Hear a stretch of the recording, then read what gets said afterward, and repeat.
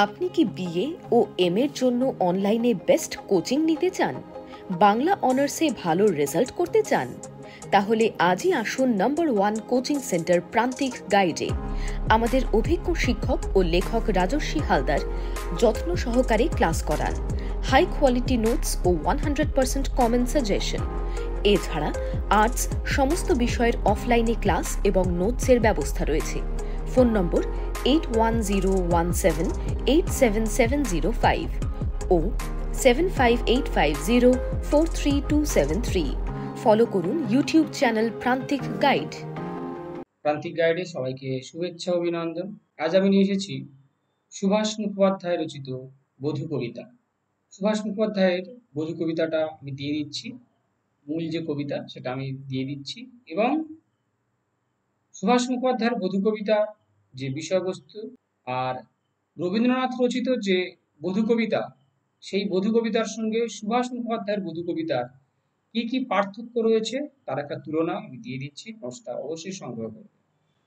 এবছর এই বধূ কবিতাটা খুব ইম্পর্টেন্ট, খুব ভালো একটা নোটস আমি দিয়ে দিচ্ছি, এটা সংগ্রহ করবে। প্রান্তিক গাইডের সঙ্গে থাকো, সমস্ত কিছু হেল্প পেয়ে যাবে। প্রান্তিক গাইড তোমাদের সেবায় রয়েছে, পাশে রয়েছে। প্রথমে দেখে নাও সুভাষ মুখোপাধ্যায়ের বধূ কবিতার মূল যে টেক্সটটা, মূল কবিতাটা।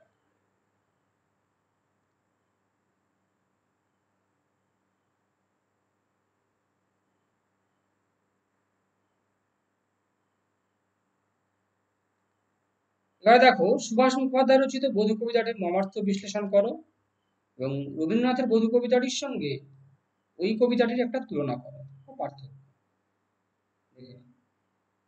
নোটসটা সংগ্রহ করবে, আমি স্ক্রিনে শো করে যাচ্ছি, এটা খাতায় লিখে নেবে, নিয়ে পড়াশোনা করবে।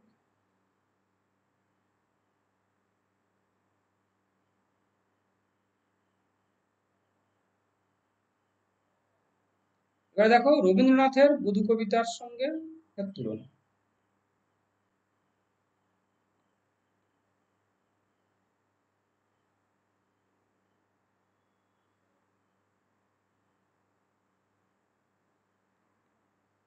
এবার বধূ কবিতা থেকে যে সংক্ষিপ্ত প্রশ্ন উত্তরগুলো হয়,